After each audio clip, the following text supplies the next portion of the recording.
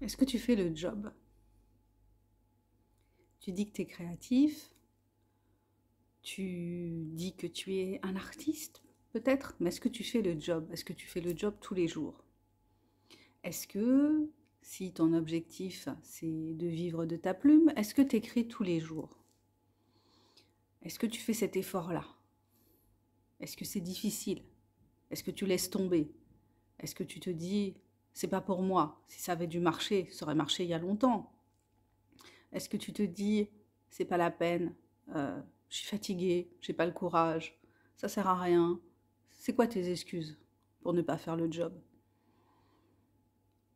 Euh, et qu'est-ce que tu fais pour vendre ton travail si tu es créatif? Tu fais quoi? Quand est-ce que tu fais ta promo? Quand est-ce que tu fais ta pub? Quand est-ce que tu dis à des personnes que tu écris, que tu peins, que tu fais de la sculpture, que tu fabriques des bijoux? Je sais pas ce que tu fais, mais quand est-ce que tu en parles?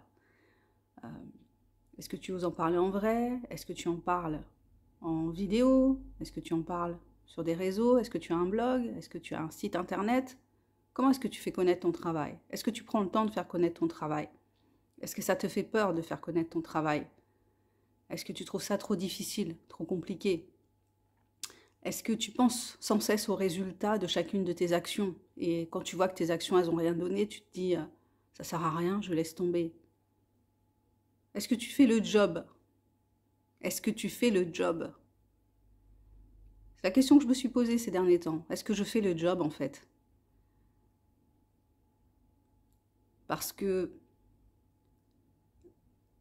c'est pas le tout de produire, même si c'est un gros morceau. Produire, c'est important. Quand on se dit créatif, quand on se dit artiste, eh ben, la plus grosse part de notre action, c'est de produire. C'est difficile de se détacher du résultat, de se dire, bon, bah, si ce livre-là n'a pas marché, c'est parce qu'il n'était pas assez bon.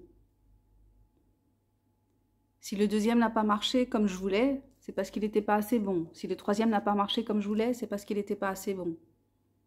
Mais ça, c'est des excuses en fait. C'est des excuses qu'on se trouve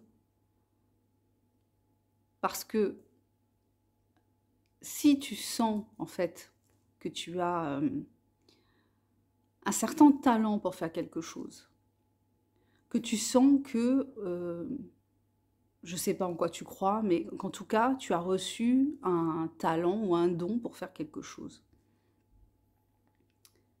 Finalement, ce qui compte, c'est pas tellement le résultat, mais c'est le fait que tu mettes en pratique ce talent et que tu, tu oses en fait. C'est même pas oser en fait, c'est que tu prennes le temps, que tu t'obliges, que tu, que tu l'utilises en fait. Tu as reçu quelque chose, tu as reçu quelque chose qui est comme un don en fait quelque part, euh, une facilité peut-être avec quelque chose, que ce soit avec les mots, que ce soit avec tes mains, peut-être que tu es habile de tes mains pour fabriquer des choses, pour réparer des choses, euh, ou tu as un don d'éloquence, ou tu as un don pour danser, ou tu as un don pour je ne sais quoi, et bien ce don-là, tu dois l'utiliser de toute façon, et finalement on s'en fout du résultat. Euh, mais ce qu'il y a, c'est qu'on pense toujours au résultat. On est toujours en train de se dire, si ça marche pas, c'est parce que... Non, mais c'est pas ça en fait qui est important. Je, je, je me rends compte de ça en fait, de plus en plus. C'est que ce qui est important, c'est d'être dans l'acte de création. C'est ça qui est important en fait. Et de ne pas abandonner l'acte de création qui quelque part nous fait du bien et nous apporte en termes de, je sais pas, d'énergie, de construction de soi, d'équilibre, peut-être de mise à distance parfois de choses difficiles. Ça nous permet de synthétiser certaines choses, de mieux comprendre, d'analyser, de jouer avec aussi, de jouer avec les choses, comment dire, je sais pas, de nous moquer de nous-mêmes aussi, d'interpréter, de raconter aussi, voilà, en fait. C'est tout ce travail-là qui est super important et qu'on va se retenir de faire parce qu'on va se dire, ben en fait, ça sert à rien que tu le fasses puisque ça ne donne pas ce que tu espères que ça donne. Euh, mais c'est pas ça qui compte en fait. Il faut arriver à se détacher à se détacher, et c'est super compliqué, hein, je dis pas que c'est facile, à se détacher du résultat et d'être principalement dans la création et dans l'importance que la création a pour nous en fait. Voilà, c'est ce que tu ressens, ce qui est important c'est ce que tu ressens quand tu as réussi à créer le truc, le plaisir que tu peux avoir quand tu as fini, quand fini tout le processus par exemple d'écrire un livre, quand tu tiens ton livre dans les mains, voilà, c'est ce moment-là qu'il faut arriver à se rappeler et à voir à quel point c'était important pour toi d'avoir écrit ça. Après, on s'en fout que des gens aiment ou que des gens n'aiment pas. C'est à quel point ce processus, ce travail que tu as accompli, parfois sur une très longue période, ce que ce travail a donné et ce que ça t'a apporté en termes de réalisation de toi, de satisfaction personnelle. C'est hyper important en fait. Et on a trop tendance, enfin moi j'ai trop tendance à être dans, dans ce que ça va m'apporter en termes financiers, à me demander ça, en termes de reconnaissance, alors que ça veut rien dire finalement cette histoire de reconnaissance. Reconnaissance par qui, reconnaissance pourquoi. Je me souviens qu'à certains moments je courais après les critiques, comment on appelle ça, les chroniques en fait de mes livres.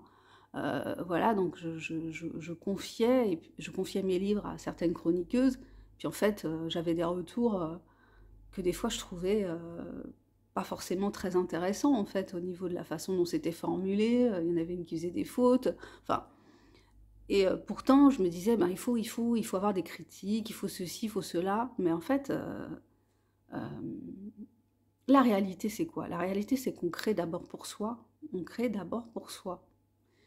Euh, le premier livre que j'ai écrit, euh, pas le premier, le deuxième que j'ai écrit, c'était une histoire d'amour, et en fait, je l'ai écrite vraiment pour moi, parce que j'avais toujours eu envie d'écrire un roman d'amour, donc j'ai écrit ce roman d'amour, j'étais super contente de l'écrire, j'ai eu beaucoup de plaisir, je rigolais en relisant des passages, c'était vraiment un truc joyeux, et en fait, bah justement, c'est celui qui a marché tout seul, en fait. Ce livre, quand je l'ai mis en auto-édition, il a fonctionné tout seul, alors que la couverture, je l'avais faite moi-même, je l'avais pas fait réaliser par un graphiste, c'était du brut, comme j'ai eu envie de le faire, je l'ai fait, et voilà, ça a fonctionné. Et c'est vrai que c'était vraiment un truc bah, c'était un plaisir, enfin avec toutes les difficultés de l'écriture bien sûr, mais c'était quand même un grand plaisir d'écrire ça, et voilà, c'était un plaisir que je me faisais à moi-même. Donc on crée avant tout de toute façon pour soi, si on est sincère, je pense qu'on crée avant tout pour soi, qu'on est la première personne à qui on essaye de plaire en créant, enfin je le vois comme ça. Euh, voilà, donc l'idée c'est quoi de tout ce que je suis en train de dire là? C'est qu'il faut faire le job en dépit des résultats qu'on espère avoir. Vous voyez, l'idéal, c'est d'arriver à se détacher du résultat et à continuer à être productif, continuer à créer. On s'en fout du résultat. Je dis ça tout en ne m'en foutant pas du tout du résultat et en ne me foutant pas du tout du fait de ne pas avoir de vente de livres depuis des jours et des jours. Mais enfin, d'en avoir très très peu. Voilà, je m'en fous pas du tout, mais je me dis que c'est ça qu'il faudra. Il faudra arriver à se détacher et puis être vraiment juste dans le fait de créer et d'avoir le plaisir de créer. Voilà, bon, bah écoutez, c'était ça que j'avais envie de partager avec vous ce soir. Si vous êtes dans cette démarche d'écriture, en tout cas, si vous vous posez des questions, si l'auto-édition, ça vous intéresse, je vous invite à aller sur mon blog où j'ai regroupé une série de vidéos que j'ai fait sur l'auto-édition, sur comment démarrer en auto-édition, voilà, tout le travail d'écriture.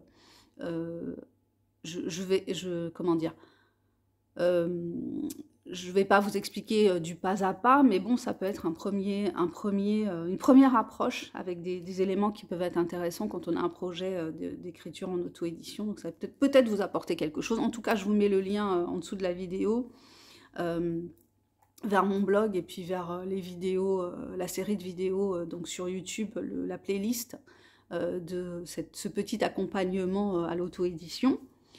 Je vous remercie si vous êtes allé, voilà, je vous remercie si vous êtes allé jusqu'au bout de cette vidéo. Je me présente pour ceux qui ne me connaissent pas, je suis Sandra Ganva, je suis écrivaine indépendante. Sur cette chaîne, je partage quoi avec vous? Je partage ce que j'ai envie de vous partager. Je vous parle de lecture, d'écriture, de ce qui me vient, de ce qui me préoccupe. Je fais une vidéo par jour, le soir en général. Et puis voilà, bah écoutez, je vous souhaite une bonne soirée ou une bonne journée en fonction de l'heure à laquelle vous regardez cette vidéo. Prenez soin de vous, prenez soin de votre mental en ces temps difficiles. Vibrez haut, faites des choses qui vous font du bien. Soyez créatifs, ça fait vraiment du bien d'être créatif. Et puis, sans vous soucier du résultat, être créatif pour être créatif. Ce qui ne veut pas dire ne pas faire de son mieux, mais en tout cas, tenter de ne pas se préoccuper de ce qu'il va en advenir et ce que ça va vous rapporter, que ce soit en termes de notoriété ou d'argent, créer pour vous, parce que ça vous fait du bien. Ok, bisous, à bientôt pour la prochaine vidéo. Ciao.